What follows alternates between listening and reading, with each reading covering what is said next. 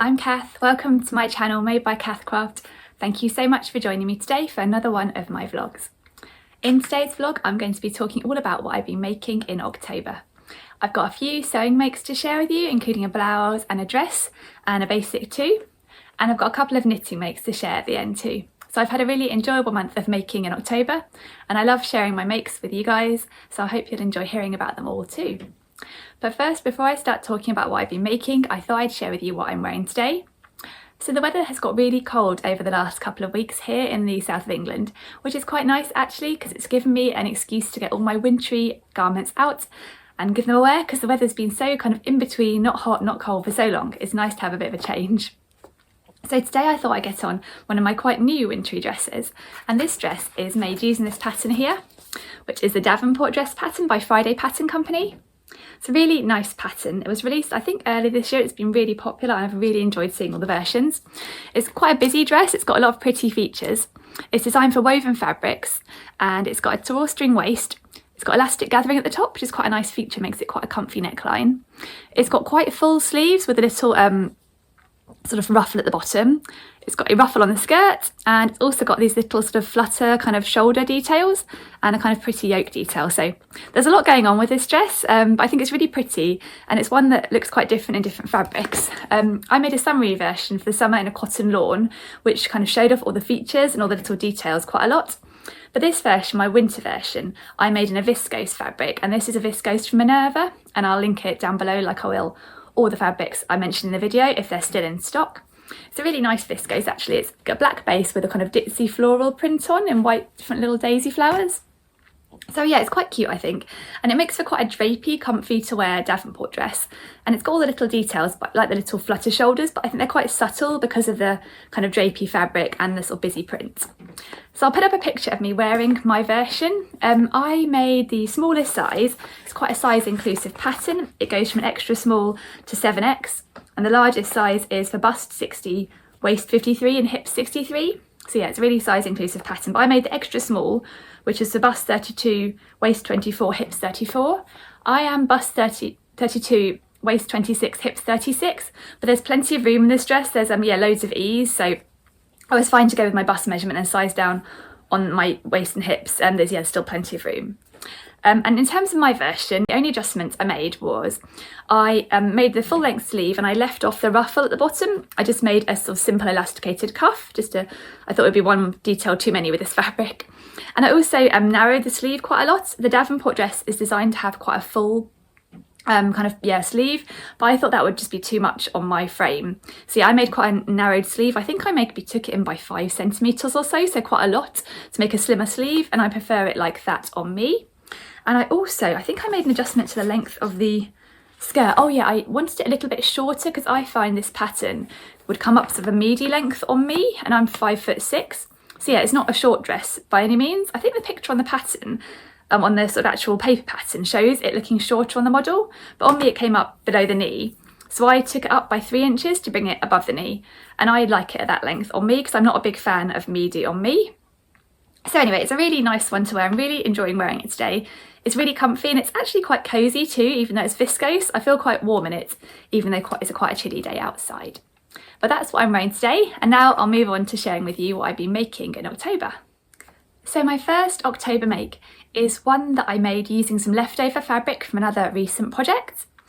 And it's really lovely fabric. It's this fabric here, which is a Mind the Maker viscose fabric with this black base and then gold hoops on it. And it was quite pricey fabric too, so I had some left over from this other project and I really wanted to use the remnants rather than having them sitting around not getting used, because it is such nice fabric. So I previously made in this fabric a hack of the Ogden Cami by True Bias, and I talked about this hack in my autumn makes vlog, and I'll put a link up in case you fancy checking that one out. But I basically used the Ogden Cami pattern, this pattern here, and I cropped it off short and added a gathered waist to make a pinafore, which I really like and I think it'll be really good for winter. But I had enough of this fabric left to make something else, and I had a look at my patterns and found I had just enough to actually squeeze out the cami version of the actual cami, Ogden Cami this time, rather than a hack. So it doesn't take too much fabric, this pattern, because it's just sort of like one front piece and a back piece, and there are no sleeves, just these little straps to add. There is a facing on the inside as well, and I didn't have quite enough fabric for my Ogden Cami version, but I used some other fabric I had in my stash, which I'll show you in a moment. Yeah, it's a really nice pattern, the Ogden Cami by True Bias. And I've done a few hacks this year actually. I've really enjoyed having a play with this pattern. I made kind of a summary version and a couple of pinafores. But I haven't made an actual straight up cami for ages, not since I started sewing, so I really wanted to revisit it. And I thought with this Mind the Maker fabric, it'll make quite a nice wintry one that I can maybe layer up in winter with like a black top underneath. So yeah, this is the Ogden Cami pattern. It's quite a straight cami top pattern. It's got this deep V-neck at the front and back, and then spaghetti straps. It's a great has a great size range too. I've got the size 0 to 18 version, and there's also a size, I think it's size 14 to 30 version, which has a couple of variations. It's got some bust darts and also slightly wider straps to accommodate a bra underneath, I think. It's a really nice and basic, simple cami top, so I thought it would be great for layering. So I'll show you my version here. Here it is. It's just a straightforward Ogden cami, yeah, made in this lovely fabric. I made the size 0, which is the smallest size. It's designed for my measurements, which is chest 32, waist 26, hips 34. So it's my chest and waist, but it's slightly smaller on the hips. But I find that there's plenty of room in the Ogden cami. It's not designed to be tight fitting by any means, so there's plenty of room for my hips in that size. And I often find that True Bias patterns, even the smallest size, comes up a little bit roomy on me. So I knew it'll be fine for layering up, and yeah, it'll come out a little bit large. So yeah, this is my version, and I really like it. It's just a straightforward cami top. I didn't have enough fabric, like I mentioned, for the facing, so I used a black cotton lawn that I had a scrap of in my stash, and that worked really well on the inside, I think. You can't really see it anyway, but I like that it's kind of matching with the black. And the only other thing I did was I made the straps slightly wider, just because I thought that would look better for a layering piece rather than the spaghetti straps. And then I added in a teeny tiny bit of ribbon at the back with a kind of gold thread, just so I know which is the back of this top, because I do find it really hard to tell on the Ogden cami a lot of the time. So yeah, that just helps me see which way the back is. But here it is. I really like how it's turned out. So now I have a kind of pinafore version in this fabric and also this cami top, but I think I'll wear them quite differently. I'll put a picture up so you can see how I've styled the cami. I've just put it over a black t-shirt and some jeans and some boots, and I think it looks quite nice. I think it adds a little extra something to a kind of plain jeans and t-shirt outfit. And this fabric, it's really lovely. It's quite a substantial viscose. Yeah, it's by Mind the Maker, and I got it from Minerva, so I'll link it below. It's nice to work with actually because it's substantial. It's a bit less of floaty and slippery than some viscoses I've worked with, so it's quite nice to work with. But yeah, I really enjoyed revisiting the Ogden cami pattern, and I'm glad to have another one in my wardrobe, particularly a more sort of wintry version. So that was my first make, the Ogden cami by True Bias. So my next make I've got to share with you is a bit more of a basic, and it's been one I've been wanting to make for a while because I thought it'd be really handy in my wardrobe. And it's a top from this book here, which is the Stretch Book by Tilly and the Buttons. It's a really nice book full of patterns for sewing with knit fabrics. And I wanted to make my favourite top from this book. And if you've been watching my vlogs for a while, you'll probably know which one that is. It is the Freya top, and these are line drawings. It's a really nice close fitting top, which I think is perfect for layering in winter. It's got this mock neckline, so a mock turtleneck neckline. As I said, it's close fitting, and you can either make it with a long sleeve or a sort of elbow length sleeve. There's also a dress version, which is really nice too. And there are a couple of other necklines. There's a cowl neckline, which I've made, and also a sort of roll neck option. But I particularly like this mock neckline. I find it's just really comfy. It's not too close fitting around my neck. I do find if something's a bit too tight around my neck, I find it a bit claustrophobic and I don't really like wearing it. So the mock neckline is just perfect for me, and I find the Freya fits me really well. And I think it's super versatile too. Actually, last weekend I published a vlog talking about 8 ways I love to style the Freya top. And I'll put a link up in case you fancy checking that vlog out. But yeah, it shows how versatile the Freya top is. I think you can style it in loads of different ways. But I've made a fair few versions of the Freya top. But what I noticed I was missing was a light coloured plain version. So I've got some sort of jazzy print versions, and I've also got a couple of plain versions in like a navy and a black. But I really wanted a lighter colour, and I was having a look for some fabric, and I came across this really beautiful fabric on the Minerva website. And it's a meat milk jersey, and it's a tencel ribbed jersey, so it's really, really lovely. I'll show you the ribbing up close, and it's really lovely and drapey and cosy and comfy too. I really, really love this fabric, and I'll link it down below like I will all the fabrics in this video if they're available. But yeah, I saw this fabric and just thought that'd be really lovely, and I chose the colour Shell, which is kind of like a creamy colour. It's hard to pick up on camera, but yeah, it's a really lovely creamy colour. And so I thought I'd give that a go to make a nice Freya in a lighter colour. And so in terms of sizing of the Freya, it comes in UK size 6 to 20, so not the biggest size range ever. And I make the size 2, so I guess that's the UK size 8, which is bust 32 inches, waist 26, hips 35 inches. And my hips are 36 inches, but I find with the stretch, the size 2 fits fine, and I don't need to grade out at the hips, it's absolutely fine. So this fabric was really nice to sew with, and it's really lovely and snuggly and comfy to wear. And I've made quite a few Freyas in a cotton jersey, but I think the drapiness and the rib knit of this gives it a slightly different look, and I really like that. And yeah, it's really gorgeous fabric. It's available in quite a few different colours. It's got a beautiful green colour that I think is really lovely. I'm really tempted to buy all the colours, but I'm being restrained at the moment and seeing how comfy this is to kind of wear and how it washes over time. So I'll give it a try because it is slightly pricey fabric. But I'll put a picture up of me wearing this top, and I've styled it in this photo with another handmade garment. The skirt is a Camden skirt by Nina Lee. It's a really nice pattern, and I've made it here in a rust coloured corduroy, as you can see. And I think those colours of the kind of creamy sort of shell colour of the top and the rust colour of the skirt go really well together, so I really like the outfit. But I've got loads of ideas of how I'm going to style this top, so I'm really looking forward to getting some good wear out of it in winter. I should mention also, the only adjustments I make to the size 2 of the Freya are to lengthen the sleeves and the body slightly. As I mentioned before, I'm 5'6", but I have quite long arms and a long body, so I just lengthen both the sleeves and the body by about an inch, just to make sure they're extra cosy, because it's designed to be a cosy top for layering. But I'm really pleased with this basic. I think the fabric is just gorgeous, and I'm really looking forward to wearing this one in winter. My next October make I've got to share with you is a dress, and it's the only dress I made in October. And I made it using a real indie classic pattern. This pattern's been out for a couple of years now, and it's been really, really popular. And I think it's been really popular because it's a bit different. I haven't seen anything else out there like it. It's got a really interesting feature, and it's this pattern here. It's the Friday Pattern Company Wilder gown. And it's got this really interesting neckline, I think. It's a raglan sleeve bodice, and it's sort of tied around the neckline with a necktie.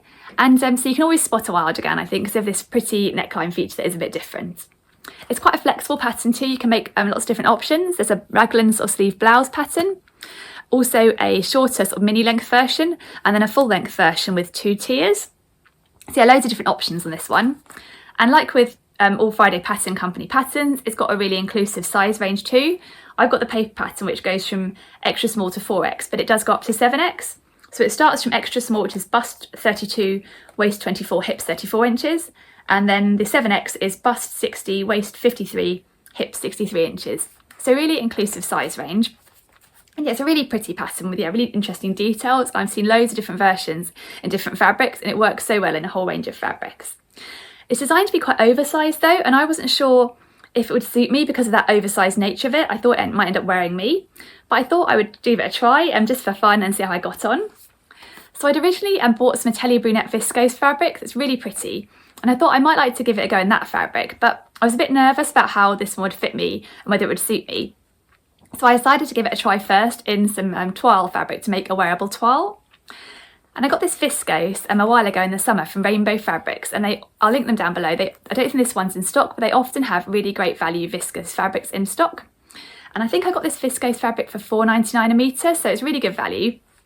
And you'll have seen it before if you watch my September sewing in chat vlog, and I'll link it in case you fancy checking it out. But in that vlog, I used this fabric to make a top for a charity challenge. So yeah, I'll link it in case you fancy having a look at that one. It's a really pretty fabric, and I think I bought 3 or 4 metres because it was such good value, and I thought it would be great as a wearable toile. So yeah, I had enough left to give a wearable toile of the Wilder gown a go, and here it is. This is really pretty viscose fabric from Rainbow Fabrics. It's got a black base, so I think it's great for a wintry dress. And it's got these really pretty flowers on in different kind of pinks and yellows and oranges, which I think really pop on the black base. And I added this necktie in black for my Wilder gown because I thought it would really showcase the feature of the neckline, and that is the lovely feature of the Wilder gown. So I think that works really well, sort of pulling out the black base colour to kind of add this necktie. I just made that in fabric I had left in my stash. So yeah, this is my version. So I made the smallest size on this pattern because I knew it was going to come up oversized, so I definitely wanted to make sure I went for a small size, and it has come out oversized, but I quite like how it's turned out. I decided to make the mini version here because I definitely thought this version would end up wearing me. I didn't think it would suit me, so I went for the mini version. But I did make a couple of adjustments. The first adjustment I made was to lengthen the sleeves because the pattern is designed for kind of a 3/4 length sleeve here. But I thought it would work better for winter and also suit me better if I went for a full length sleeve. So that was what I did, just lengthen the sleeve pattern piece. But I also lengthened the skirt pattern piece a little bit. As you can see here, if you just add the one tier, it does come up quite high on the dress. So although it's designed like that, I think it just ends up, I thought it would be a bit too short on me. So when I traced the pattern piece out and held them up against me in the mirror and thought, oh, that is going to be a bit too short. So I lengthened my skirt by about 3 inches.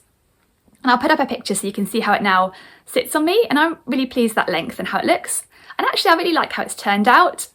So yeah, I'm really pleased actually. I really like my Wilder Gown wearable toile, and I think I'll definitely be wearing that one this winter. I think it's a bit different, and I really like the tie feature at the front. I'm not sure if I'm going to go on to make another one in my Tellier Brunette fabric. I think I've got a couple of other ideas for that fabric now, although I'm not totally sure. But I really am glad that I tried this pattern, and I really do love my version. I think it's turned out well. So yeah, that's the Wilder Gown, my version, with a couple of adjustments to suit me. And yeah, I'm really pleased with it actually. My next October make I've got to share with you is a blouse. And I was lucky enough to be gifted the pattern and fabric for this blouse.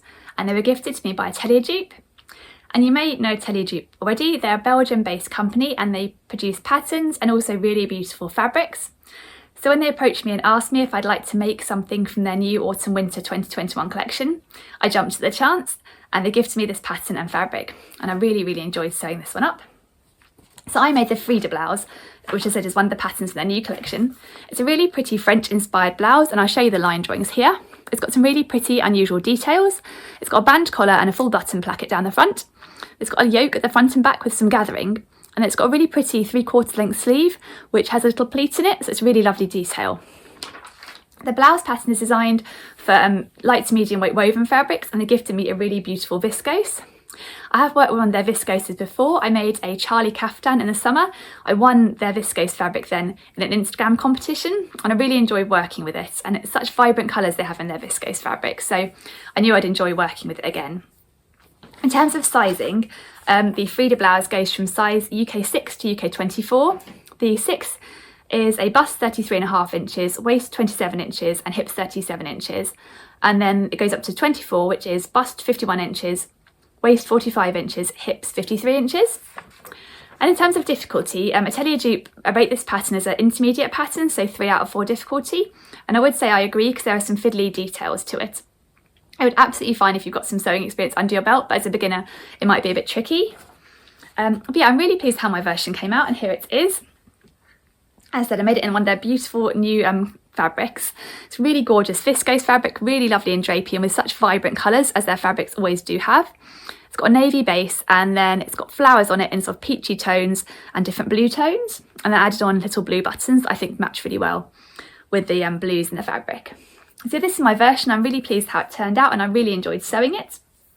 I made the smallest size, the size 6, and the measurements for the size 6 are slightly larger than my measurements. So I wasn't sure how it would turn out, but actually it's turned out really well. I think the fabric's slightly drapey and it's not designed to be a fitted blouse anyway. I think it looks really nice. And what I quite liked about it as well is there's plenty of length in the blouse, because I do sometimes have to lengthen the bodice of blouse patterns, but this one had plenty of length, so it's perfect to be able to tuck into a pair of jeans. I didn't make any changes to the actual pattern. One thing I would mention though is, for my size, the pattern states you need 1.1 metres of fabric if the fabric is 140 centimetres wide.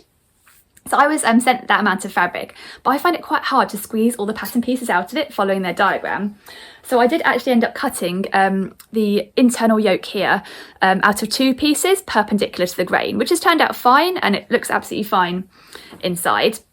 But I would recommend maybe purchasing a little bit extra fabric just to be on the safe side to make sure you have got enough for the pattern. It was a really lovely sew.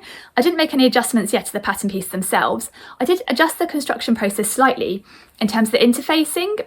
So in terms of the button placket and also the sleeves here, it recommends you interface a whole pattern piece for both these pieces. But I was a bit concerned if I interface the whole pattern piece, it might end up a little bit stiff with my interfacing on those little details. So I actually just cut a strip of interfacing for the button placket, just so it's only one layer of interfacing on the button placket. And again on the sleeve, I kind of cut interfacing so it was only on half the pattern piece. So when I folded it over, it wasn't double weight interfacing. It might be you get a lighter interfacing than I had, but I just wanted to make sure that those pieces weren't too stiff and didn't stop the flowiness of the viscose. But yeah, some really lovely details. Here's a little pleat detail on the sleeve and a little sort of ruching on the front too. And I'll put up a picture of me wearing it so you can see how it looks.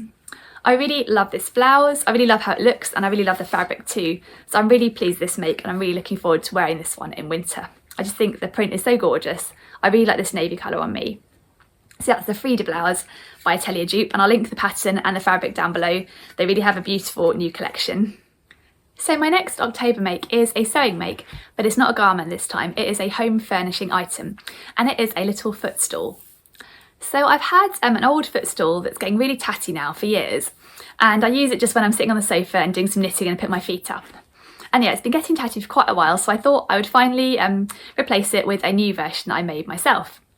So previously last year I made a couple of Closet Core poofs and we used them loads around the house.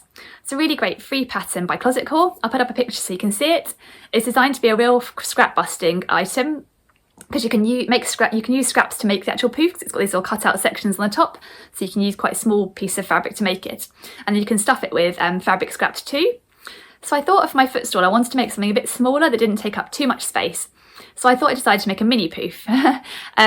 So kind of broadly based on the Closet Core poof, but I drafted the pattern piece myself to make it a lot smaller. And because it was making it smaller, I decided just to do one piece of fabric on the top rather than lots of different cutout pieces, because I thought it would be a bit fiddly and not look great on a small version. So I had a little bit of fabric left over from a previous poof I made. This really lovely canvas fabric with pine cones on.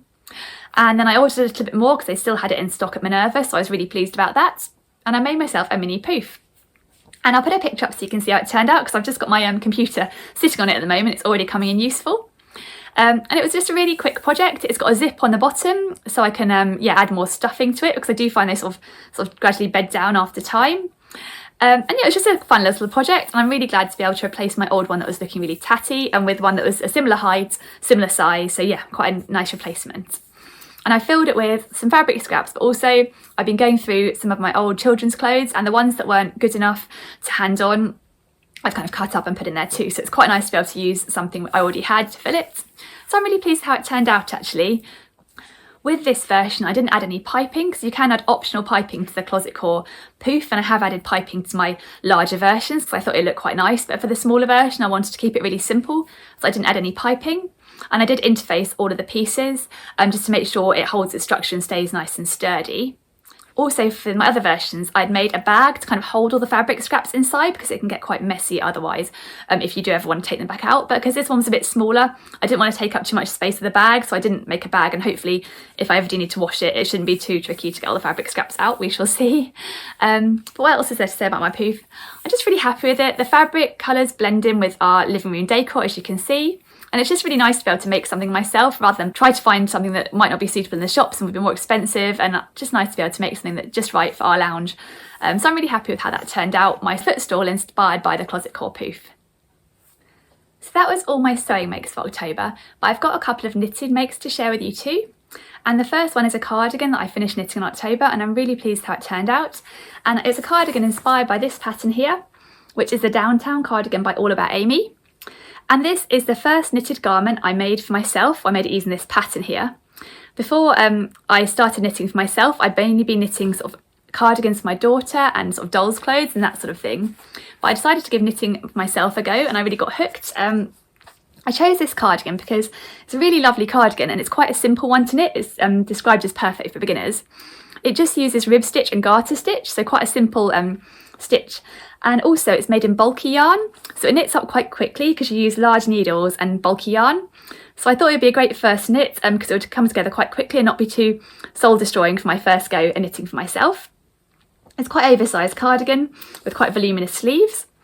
And I made my first version in a blue bulky yarn, and I really love it, but it is very, very cosy. So it's perfect on super cold winter days, but it can make me a little bit too hot on days that aren't quite so cold. So I wanted to make another version sort of inspired by this pattern that will be a little bit lighter weight to wear.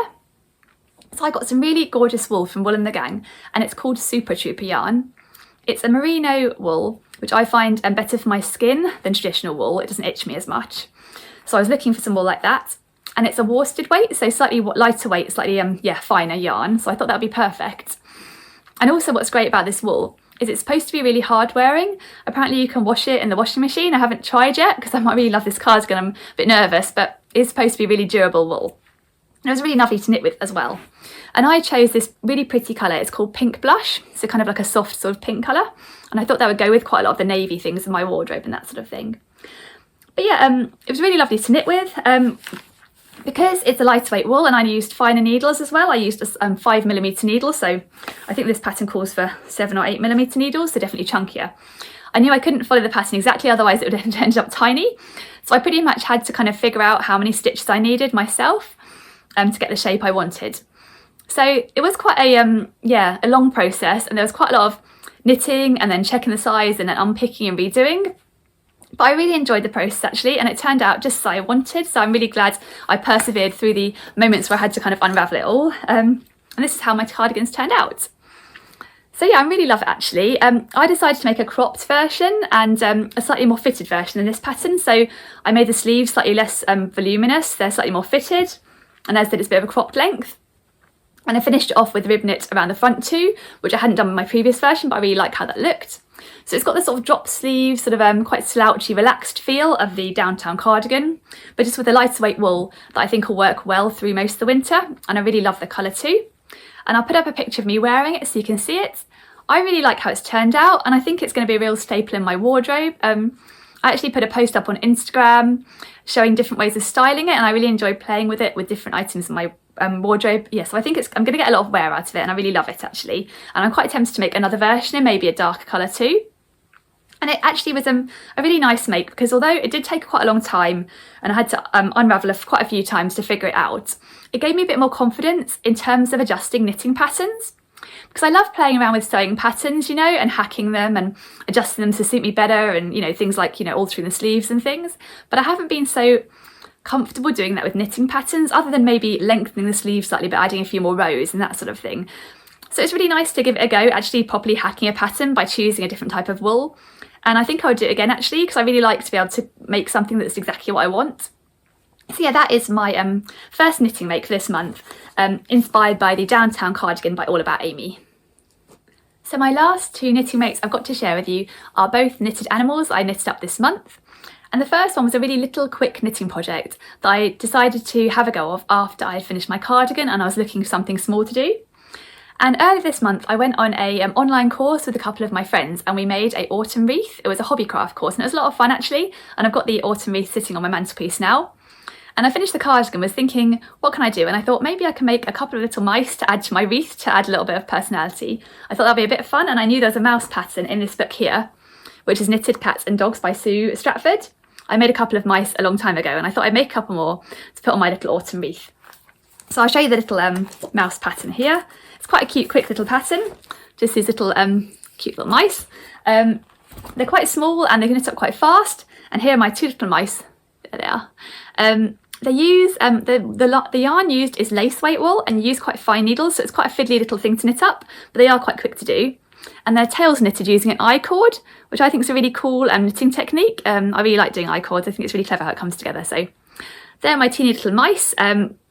Yeah, they're fun to make, and I'll put up a picture of them nestling into the autumn wreath we've got up at the moment, and I'll pop them back up there in a moment. But yeah, they're just a little bit of fun, I think, and they're quite cute. And it was nice because I already had the wool, because I made a couple ages ago, so it was nice to use up a bit of existing wool I had. So yeah, two little mice. And the other knitted animals I finished this month also came from this book, The Knitted Cats and Dogs book by Sue Stratford, and they are the circus dogs. So my daughter and son both had a look through this book and had a sort of pick out animals they'd like me to make, and my son chose these circus dogs here, and they're designed to be quite small. They're knitted up in sport weight yarn, and they use 3¼ mm needles, so they're quite fine, small little animals, and they're designed so you can juggle with them, so you need to put weighting beads in them. So I thought my son could have fun with that, having a go juggling with them. And here they are, 3 of them here for juggling. He wanted to use the colours the book came with, so we chose some colours. I got this sportwear model from lovecraft.com in these this orange and sort of turquoise and sort of lime green colours.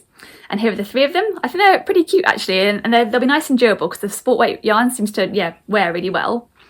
So yeah, I bought some weighting pellets from Amazon to put inside them, and they work really well. I did have to make little sort of capsules to hold the weighting pellets in, because otherwise I thought they'd just slip out through the knitted stitch.